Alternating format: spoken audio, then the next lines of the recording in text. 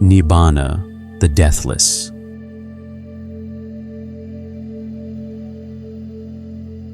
For 2,500 years, Western translators rendered one of the most important words in Buddhism as the blowing out, like a candle going dark, like extinction, like nothing. That translation shaped how an entire civilization understood what the Buddha was pointing at. It shaped the textbooks, the encyclopedias, the philosophy courses. It shaped the first question every Western student asks about Buddhism. So, the goal is annihilation, and it may be wrong, not slightly wrong, fundamentally wrong. Because in ancient India, a fire that went out wasn't dying, it was going home. Fire, in the Vedic world, was understood to be everywhere, latent in wood, in water, in the sky, in the friction between two hands. When fire burned, it was clinging to fuel, trapped by what it consumed, agitated, hot, dependent. And when fire went out, when it released its grip on fuel, it wasn't destroyed, it was unbound, returned to a state with no edges, no location, no limit, not less than the flame, more. The Pali word for fire going out is nibbūta. It is etymologically related to nibbāna. Thanissaro Bhikkhu, drawing on this ancient Indian understanding of fire, translates nibbāna not as extinguishment, but as unbinding, MN 72. And this is not a small semantic difference. The distance between extinguishment and unbinding is the distance between nothing and freedom, between a story that ends in darkness and one that ends in release, between a tradition that says, let go because nothing matters, and one that says, let go because something incomparably better is waiting. This is Thanissaro Bhikkhu's reading. It is not universal among scholars. Many prefer extinguishing or blowing out. But today we follow the unbinding reading because the difference it opens is too important to leave unexamined. Have you ever had a moment, even a brief one, when the hunger simply wasn't there?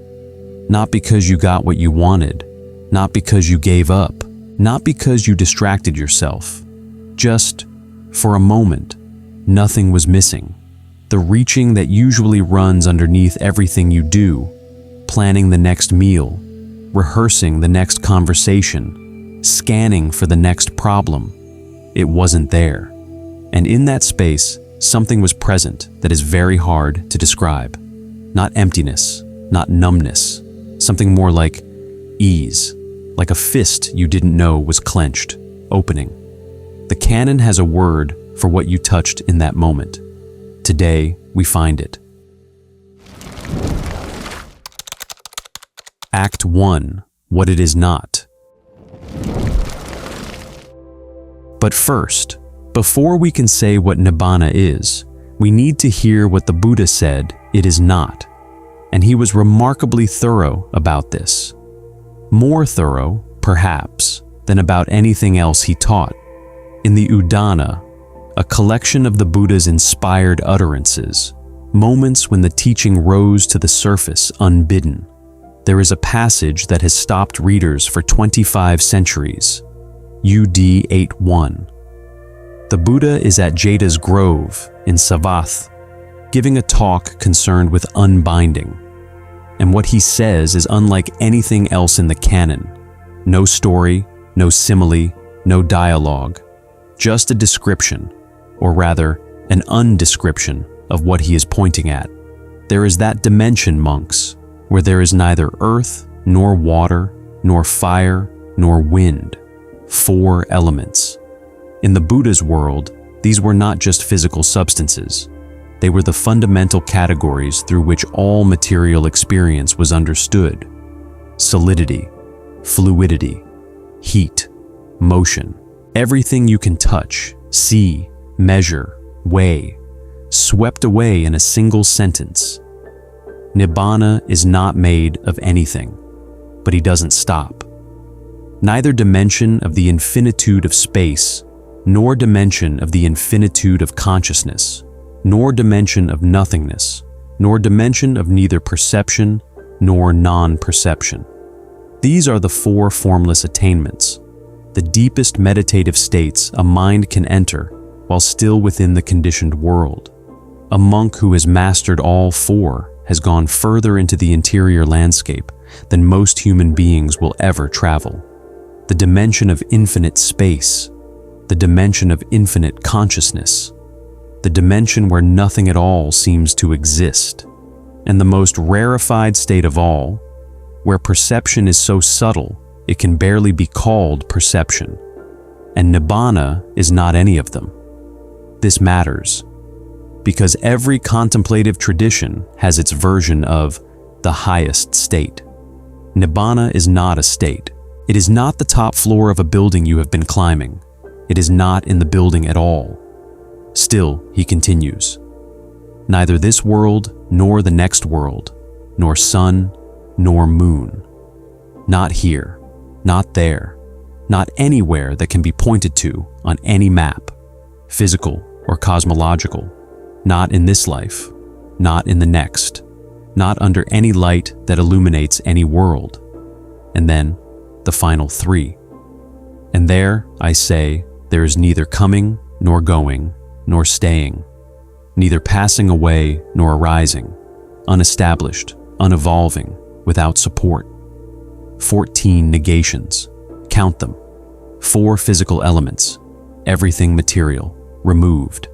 4 meditative dimensions, everything mental, removed.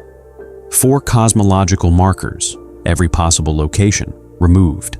And then all movement itself, coming, going, staying, arising, passing away. Even process is removed, even change, even stillness, unestablished, unevolving, without support. What is the Buddha doing here? He is not being evasive. He is not being mystical. He is being, if anything, more precise than language usually allows.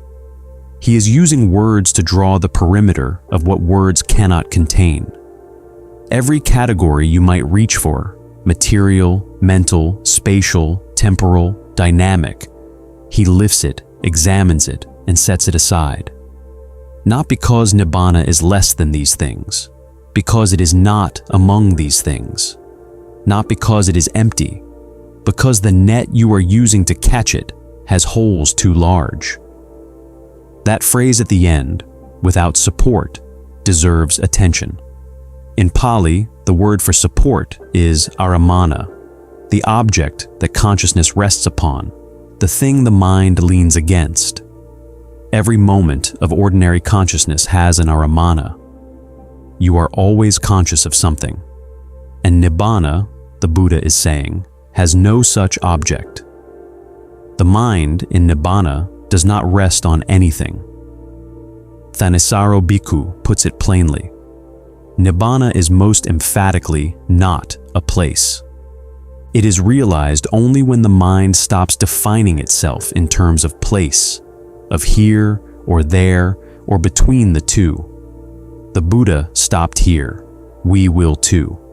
Not because there's nothing, but because what's there cannot be said, only pointed at.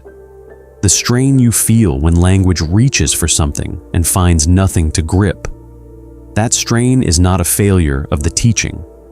It is the teaching showing you its edge. 14 negations are not the Buddha running out of things to say. They are the Buddha carefully, methodically removing every handhold so that you stop trying to grasp and start trying to see. And yet, the Buddha didn't stop at one attempt. He returned to this problem again and again from different angles, with different tools, as though one direction of approach were never enough. In the Samyutta Nikaya, there is an entire collection, 44 short suttas, devoted to the unconditioned SN 43. And across those suttas, the Buddha gave nibbāna 33 distinct names. Not 44, some repeat, but 33 ways of pointing at the same thing. Some of them are what you would expect after those 14 negations. the unfabricated, the effluent-free, the unbent, the ageless, the undecaying. Non-objectification, the mind no longer turning experience into things, the attachment-free, the ending of craving, dispassion. But others, and this is what stops you, are not negative at all.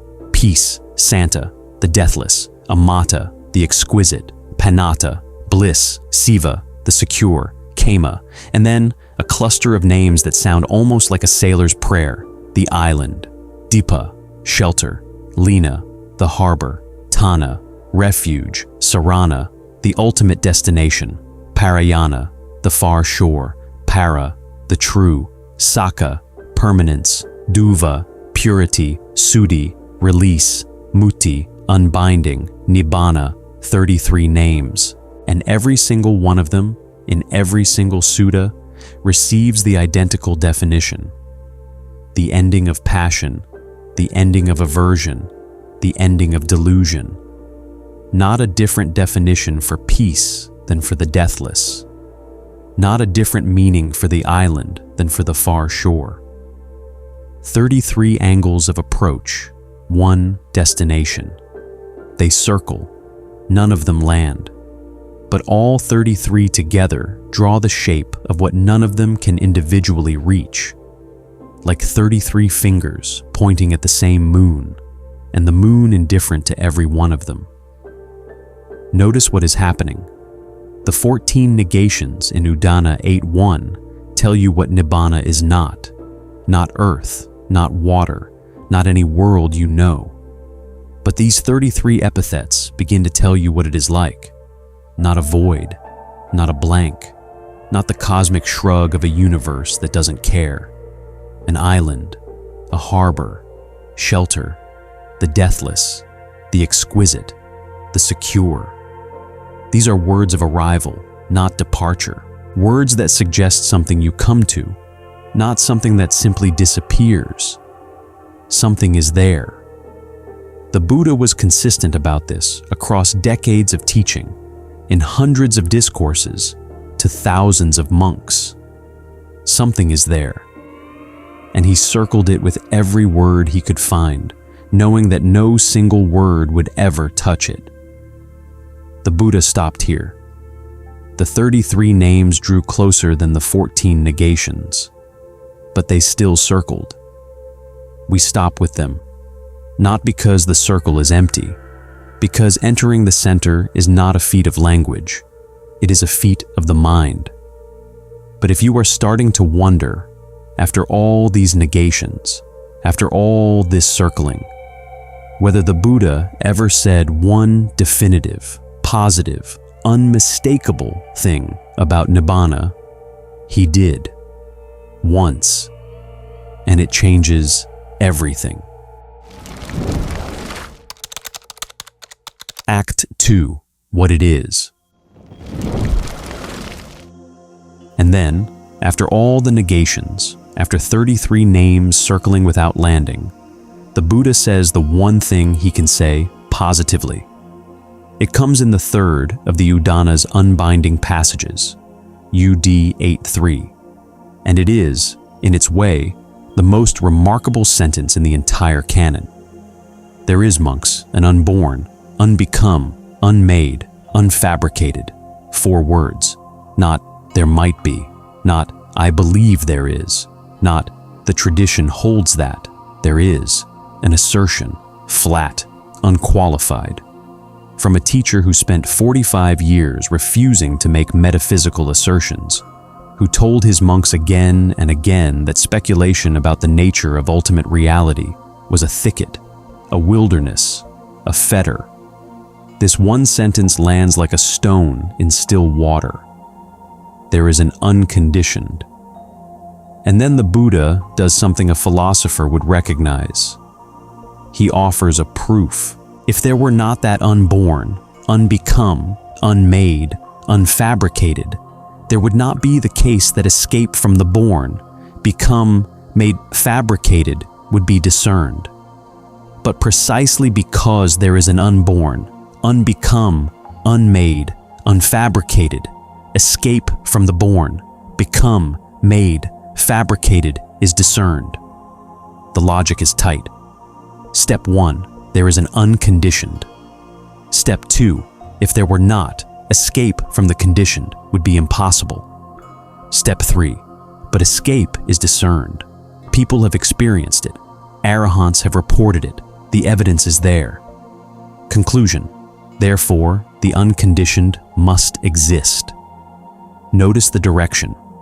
The argument does not begin with metaphysics and work its way down to human experience.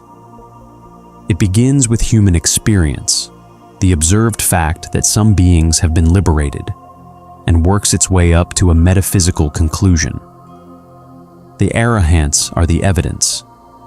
Their liberation is the data point, and the existence of the unconditioned is the only explanation that accounts for the data.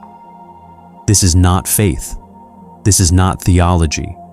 This is the Buddha reasoning from what has been observed to what must be the case. And for a teacher famous for his silence on metaphysical questions, this one exception is deafening.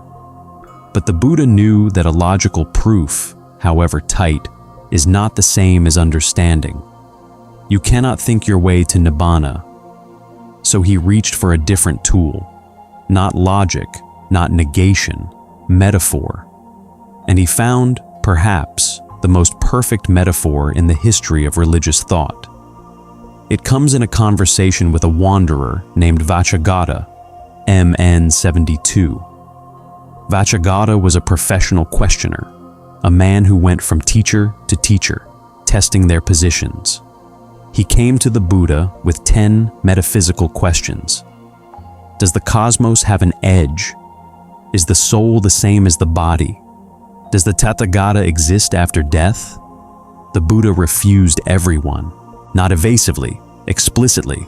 He called them a thicket of views, a wilderness of views, a contortion of views, a writhing of views, a fetter of views. And he said, they do not lead to disenchantment, dispassion, cessation, calming, direct knowledge, self-awakening, unbinding. Vacchagotta pressed harder. Does a Tathagata, a fully awakened being, exist after death? No. Does a Tathagata not exist after death? No. Both? No. Neither? No. 4 positions, 4 refusals. Vacchagotta was bewildered. At this point, Master Gautama, I am befuddled. At this point, confused.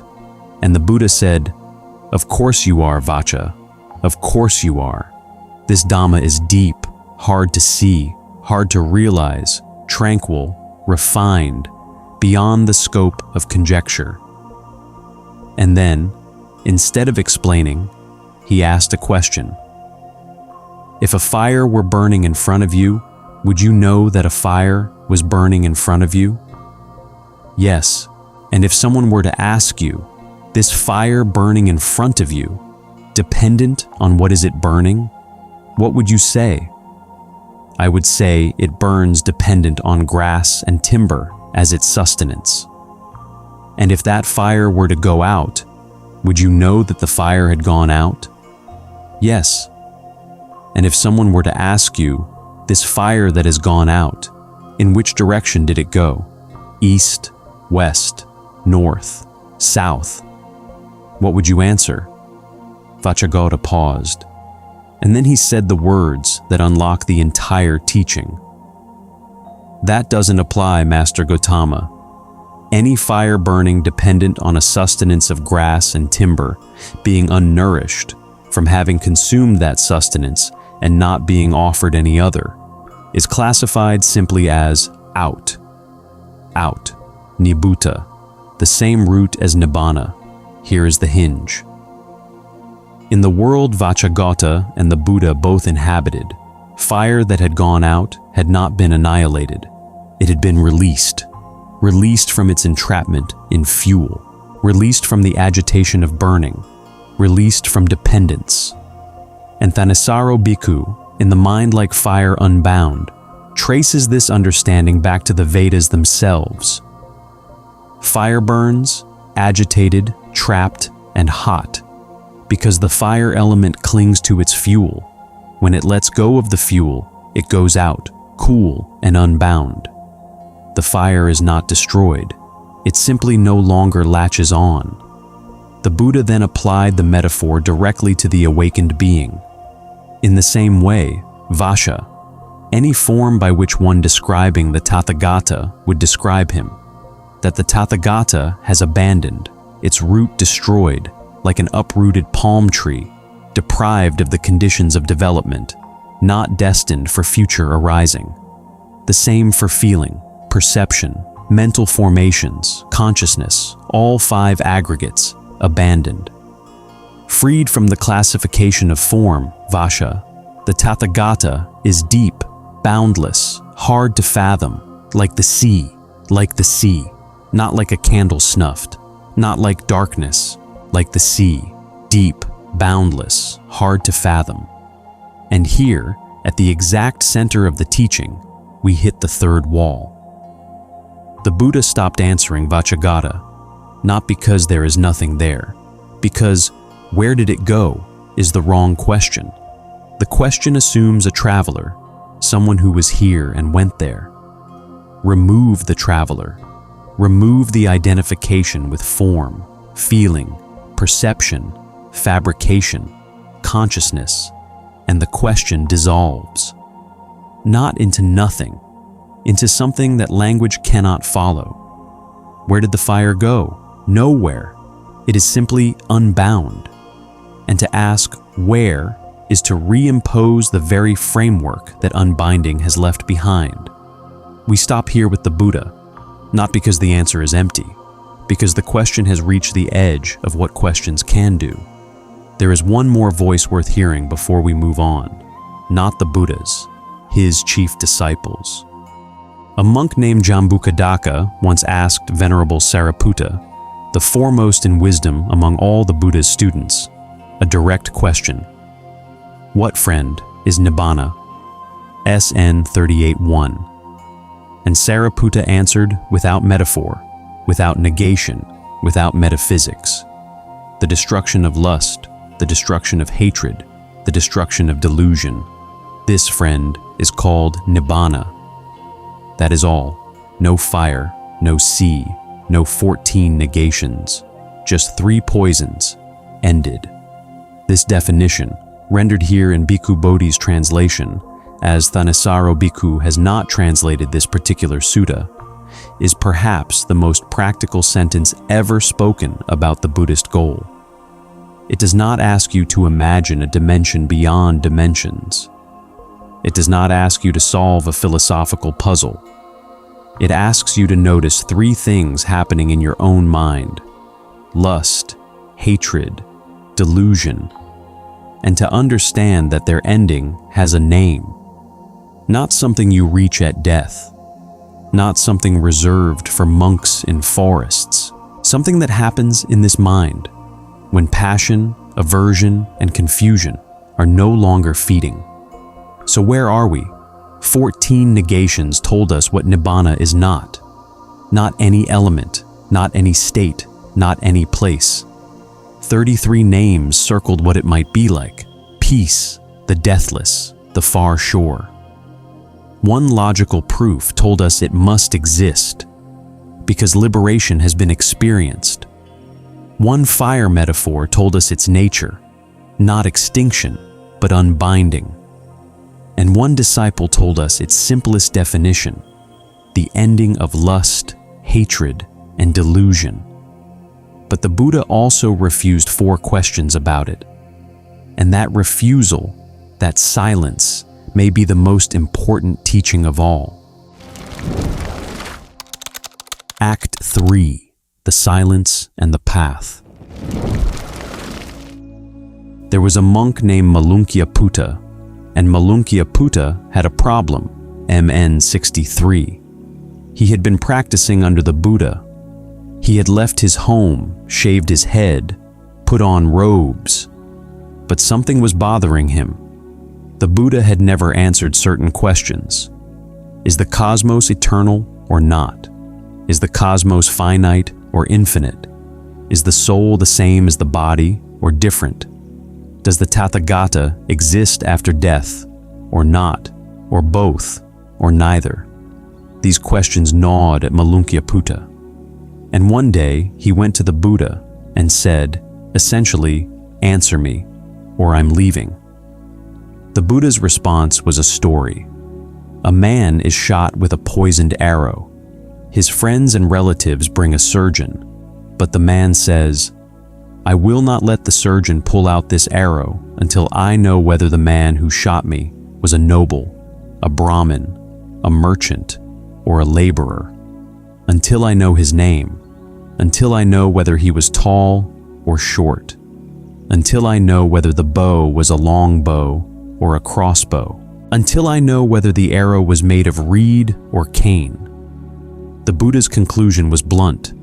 That man would die, and those things would still remain unknown to him. And then the Buddha said something that, if you listen carefully, changes the entire frame of the conversation we have been having for the last 25 minutes. He said, these questions, whether the cosmos is eternal, whether the Tathagata exists after death, are not connected with the goal, are not fundamental to the holy life. They do not lead to disenchantment, dispassion, cessation, calming, direct knowledge, self-awakening, unbinding, and what has been declared? The Four Noble Truths, suffering, its origin, its cessation, the path to its cessation. These are connected with the goal. These are fundamental to the holy life. The arrow is in you now. The poison is spreading now, and the surgeon is here. That is what has been declared. Everything else, however fascinating, is the man on the ground asking about the bowstring while the poison works. But there is a deeper teaching inside this story than be practical. Because among the questions Malunkyaputta wanted answered were the four that Vacchagotta also asked. Does the Tathagata exist after death? Not exist? Both?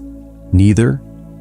The Buddha refused all four, not because he didn't know, not because the truth was somewhere in between, because, and this is critical, all four positions are wrong. Not wrong in the way that a wrong answer is wrong. Wrong in the way that the question itself is wrong. Like asking, what color is the number 7? The question assumes a framework that does not apply. And here we reach the fourth wall, the deepest of the four, the major one. The Buddha was asked 4 times. Exists after death. Does not exist. Both. Neither. He said no to all 4. Not because there is nothing on the other side of the question. Because there is no fifth option that language can form. The 4 positions, exists, doesn't exist, both, neither, exhaust the logical space available to language. And the Buddha stood outside all 4. This is where we stop, not with resignation, not with frustration, with honesty. The silence is the teaching, the point where language can no longer carry us. That is the teaching pointing beyond language. And if you feel, right now, a kind of vertigo, a sense that the ground you were standing on has been pulled away, notice that the vertigo itself is informative. It tells you that you were standing on something, concepts, categories, the assumption that anything real must fit into the box of exists or doesn't exist. The Buddha is not pulling the ground away to be cruel. He is showing you that the ground was never solid, and that what lies beneath it is not a void. It is, he says, deep, boundless, hard to fathom, like the sea. But here is what is extraordinary. After all of this, after the negations, the circling, the fire metaphor, the silence, the Buddha did not leave his students staring at a wall. He gave them something utterly practical. He said, you don't have to understand nibbāna to experience it. You don't even have to wait until death. In a short but remarkable sutta, the Buddha described 2 elements of nibbāna, iti 44, not 1, two. The first, nibbāna with fuel remaining, Sā-upadisesa. This is the living arahant, the fully awakened being who still walks, eats, breathes, feels pain when stepping on a stone. The five senses still function. Pleasant and unpleasant feelings still arise. But passion, aversion, and delusion have ended. The fire is out, but the embers are still warm. The body is still here. And in that body, in that mind, liberation. Now, in this life, not after death, not in some other dimension. Here, at the kitchen table, with the morning light coming through the window. The second, nibbāna without fuel remaining, anupadisesa. This is what happens when the arahant dies. All that is sensed being unrelished will grow cold right here. Sāriputta, cooled. The fire so thoroughly out that even the embers have grown cold. No more arising. No more sensory experience. Not annihilation. Because annihilation is one of the four positions the Buddha refused. But whatever it is, beyond the reach of description. The first element is what matters for everyone listening right now. Liberation is not a posthumous event. It is not a reward you collect at the door of death. It is available in this life, in this mind, in this moment. The arahant who has realized nibbāna with fuel remaining is not floating in a trance. They are here, fully here. But the feeding has stopped. The clinging has stopped. The fire is out. And what remains is not emptiness. It is ease. And the path to that ease? The Buddha had a metaphor for that too. I have taught the Dhamma compared to a raft, he said, for the purpose of crossing over, not for the purpose of holding on to. MN 22.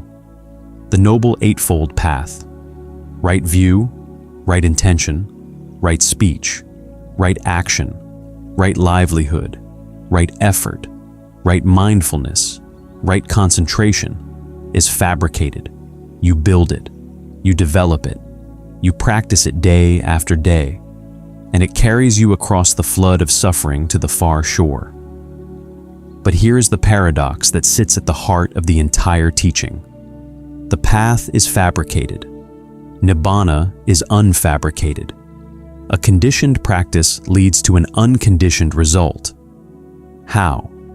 Thanissaro Bhikkhu offers an analogy that is worth sitting with. Because of the complexity of the mind, it's possible to work on a fabricated path that takes you to something unfabricated, like the rules of mathematics, certain equations. You plug in different numbers, and suddenly you find that you've divided something by 0, and you're outside of the system entirely. The raft carries you across. When you've crossed, you put it down. Not because the raft wasn't real, not because the practice was a trick, because you have arrived at what the practice was pointing at. And what it was pointing at does not need a raft. There is a verse in the Dhammapada that says it as simply as anything in the Canon, DHP 203-204. Hunger is the foremost illness, fabrications the foremost suffering. For one seeing this as it actually is, nibbāna is the foremost ease, not the greatest bliss, not the highest achievement, not the most spectacular experience. Ease, sukha, the ease of the body that is no longer sick, the ease of the fire that has released its fuel, the ease of the mind that has stopped feeding. Nibbāna, the foremost ease. And if that sounds abstract, if it still feels like something for monks in forests, not for you on your couch, the Buddha said one more thing. He said you can taste it, now, before full awakening. Before any dramatic transformation, you can incline toward it. Act 4. Tasting it now. In a sutta that most casual readers of Buddhism have never encountered, the Buddha described something remarkable, AN 936. A meditator, having entered one of the jhanas, the deep states of concentrated awareness, does not simply sit in the pleasant absorption. Instead, from within that state, the meditator looks at the phenomena arising in the mind and sees them clearly, inconstant, stressful, not self. And then, having seen this, the meditator does something very specific. He turns his mind away from those phenomena and, having done so, inclines his mind to the property of deathlessness. This is peace. This is exquisite. The pacification of all fabrications, the relinquishing of all acquisitions, the ending of craving, dispassion, cessation, unbinding. Inclines his mind to the property of deathlessness. Not achieves it, not enters it, inclines toward it, the way you might lean toward a window when you catch the first scent of rain after a long drought. You haven't gone outside yet, but you know something is there. Thanissaro Bhikkhu calls this the Arahant's foretaste in this lifetime of the absolutely total unbinding. A foretaste, not the meal, not even the first course, but a taste, real, unmistakable, enough to know that what you are tasting exists. And this is what changes nibbāna from a philosophical concept into something that touches your life. Because a foretaste is not reserved for monks who have practiced for 30 years. A foretaste happens whenever the mind, even briefly, lets go of its feeding. Whenever craving, for a moment, is not running the show.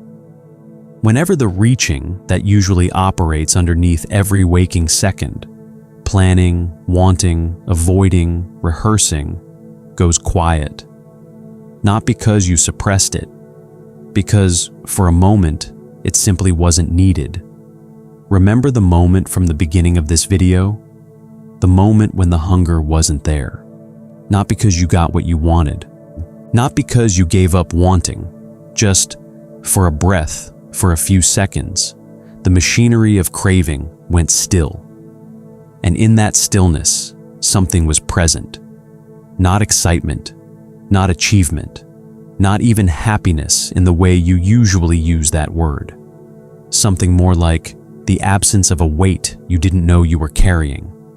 The Canon's word for this is Sāriputta, cooled. The word the ancient monks used when they described their own liberation.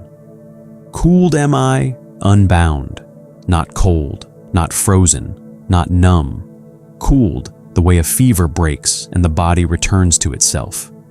The way a fire that has been burning through everything it touches finally releases its fuel and becomes not nothing, but still, present, no longer consuming. That is what you touched in that moment. Not the fullness of nibbāna. No one is claiming that. But the direction, the inclination, the property of deathlessness leaned toward. And the Buddha is saying that direction is real. It is not a trick of neurochemistry. It is not the brain's reward system giving you a hit of dopamine for relaxing. It is the mind, for a moment, doing what it can learn to do permanently, releasing its grip on fuel. We said in the video on dukkha that suffering is not a punishment. It is a diagnosis, and the diagnosis comes with a cure. Today we have opened the prescription. The cure is not a new state to manufacture. It is not something you add to your life, another practice, another belief, another identity. It is the release of what was already keeping you burning, not adding fuel, removing it, not building a bigger fire, letting the fire find its way home. And the treatment, as we explored in the video on the Noble Eightfold Path, is the path itself, fabricated, practiced, developed, day after day, right view, right intention, right speech, 8 spokes of a wheel that you build with your own hands. The path is the raft. You build it. You cross the water. and on the far shore, you put it down, not because it failed you, because it brought you to what it was always pointing at. There is a sequence that has been running through this series, not announced, but there, in the video on impermanence, in the video on suffering, in the video on not self, a thread. The Buddha traced it in his second discourse, SN 2259, to the same 5 monks, in the same deer park, days after the first teaching, the teaching that set the wheel of Dhamma in motion. He had given them the 4 noble truths. Now he gave them this. He asked them to look at each aggregate, body, feeling, perception, mental formations, consciousness, and see it clearly. Is form constant or inconstant? Inconstant, Lord. And is what is inconstant easeful or stressful? Stressful, Lord. And is what is inconstant, stressful, subject to change, fitting to regard as, this is mine, this is myself, this is what I am? No, Lord. The same for feeling, the same for perception, the same for mental formations, the same for consciousness. 5 times asked, 5 times answered. And then, the sequence. Seeing thus, the instructed disciple of the noble ones grows disenchanted with form, disenchanted with feeling, disenchanted with perception, disenchanted with fabrications, disenchanted with consciousness, disenchanted, he becomes dispassionate. Through dispassion, he is released. With release, there is the knowledge, released.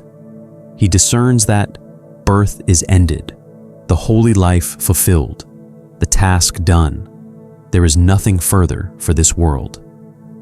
5 monks walked into the deer park as seekers. They had followed the Buddha before his awakening. They had abandoned him when he stopped his ascetic practices. They had come back reluctantly when they saw something in his face that they could not explain. And in that park, hearing these words, their minds, through lack of clinging, through lack of sustenance, were released from the effluence. Anupadaya asavehi chitani vimuchimsu. Through lack of upadana, fuel, clinging, sustenance, their minds were released. The same word that describes fire clinging to fuel. The same word that the entire Canon uses for the mind's attachment to the aggregates.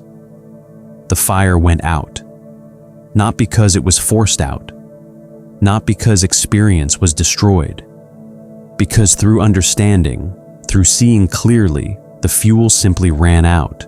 There was nothing left to feed on, and what remained was not darkness, it was release. That is what nibbāna is, the deathless, the unbound, the end of feeding, the beginning, if we can even call it that, of ease.